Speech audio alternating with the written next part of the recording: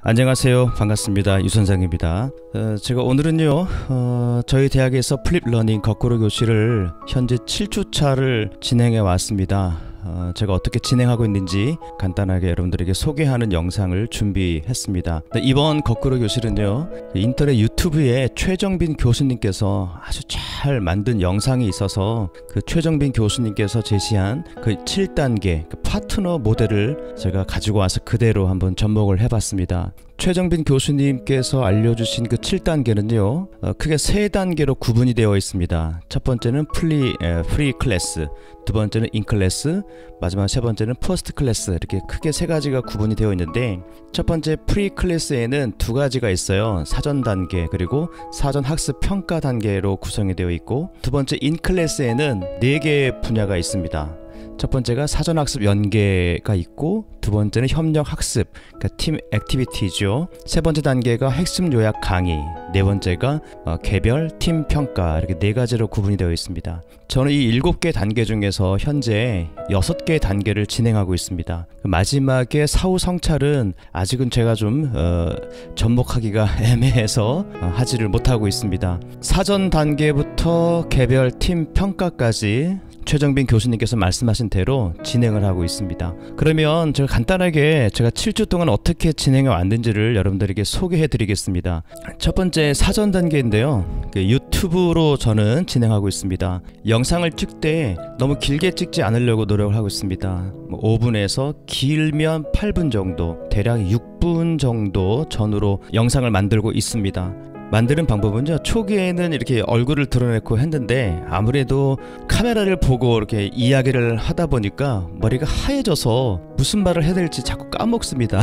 중반부터는 화면 캡처하는 프로그램이 있습니다. OBS 프로그램을 활용을 해서 PPT로 다시 만들었어요. 그래서 PPT를 띄워놓고 저는 음성만 녹음하는 방식으로 유튜브를 제작하고 있습니다. 그랬더니 효과가 훨씬 좋은 것 같습니다.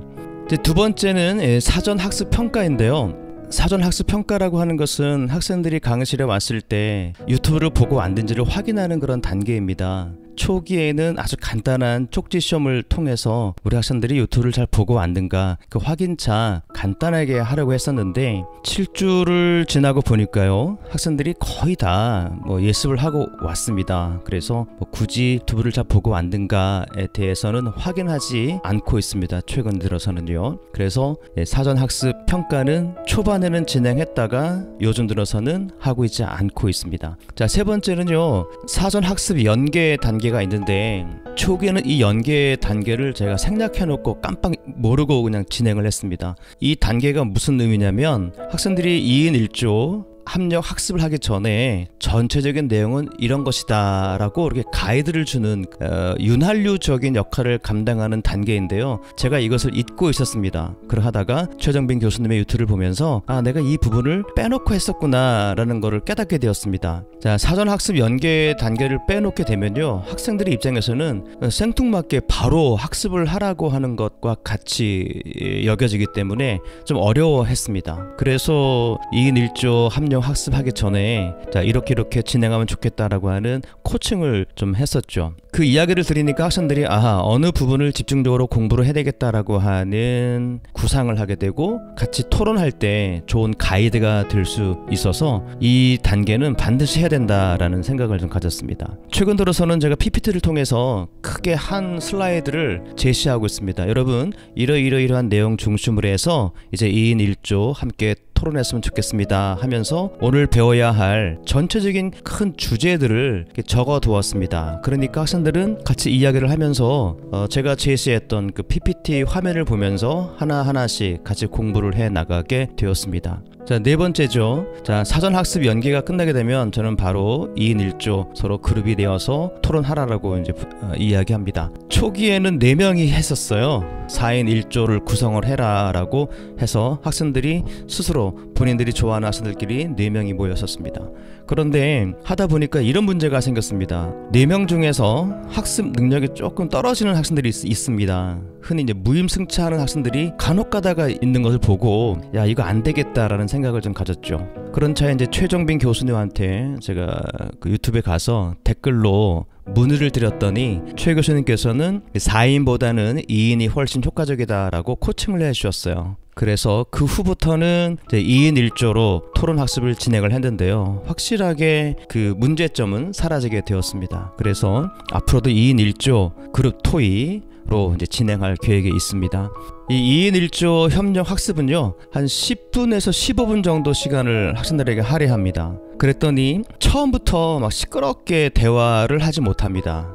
처음 약 한 5분 정도는 학생들이 어떻게 해야 되겠다라고 스스로 정립을 하는 것 같아요. 5분 정도 지나게 되면 그때부터 시동이 걸려서 이제 왁작지껄 서로 토론하기도 하고 대화하면서 상대편 학생들에게 오늘 유튜브를 통해서 봤던 것들을 또 가르쳐주는 것을 볼 수가 있었습니다. 그래서 양이 좀 많은 때는 한 15분 정도 걸리고요. 분량이 적을 때에는 10분 정도면 충분하게 진행이 됩니다. 보통 15분이면 충분하게 다 마무리를 하는 것을 제가 경험을 했습니다. 그래서 협력학습은 약간 15분 전후로 진행을 하고 있죠.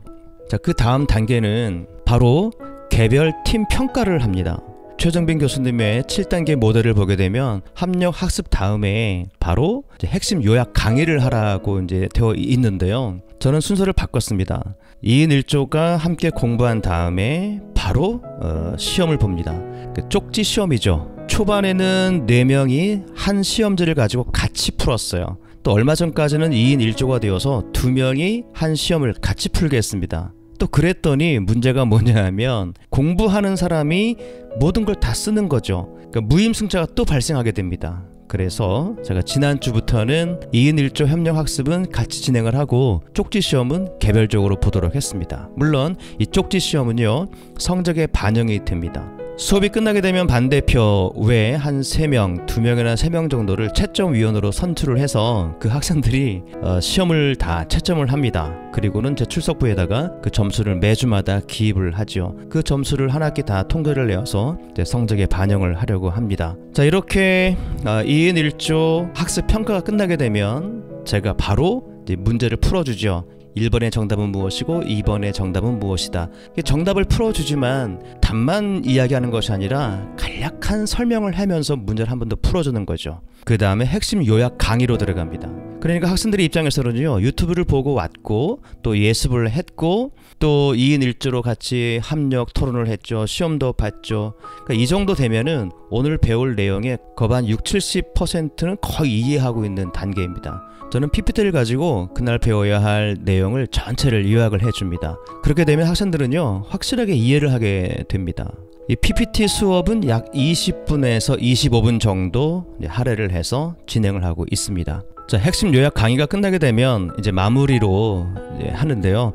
최정빈 교수님께서는 사후 성찰이라는 단계를 마지막 7번째로 놓으셨는데 아직까지는 저는 이 단계를 어떻게 접목시켜야 될지에 대해서 지혜가 없어서 그냥 마무리로 수업을 끝내고 있습니다. 그러니까 제가 하는 플립러닝은 7단계 모델이 아니라 현재로서는 6단계 모델을 진행하고 있고 순서를 중간에서 살짝 바꾸어서 진행을 하고 있는 것입니다. 자, 이렇게 하다 보니까 말이죠, 전체 수업 시간이 약간 1시간 15분 정도 걸립니다. 출석 부른 다음부터 약간 1시간 15분. 그래서 제 수업은 조금 일찍 끝나는 편입니다. 학생들은 굉장히 좋아하더군요. 자, 이 조금 일찍 끝내주지만 학생들의 입장에서는 그날 배워야 할 내용을 충분하게 이해하고 숙지하고 돌아가기 때문에 굳이 1시간 50분 풀 강의를 하지 않아도 될 것이라는 생각이 듭니다. 학생들이 굉장히 좋아하고 있습니다. 짧게 해주니까 말이죠.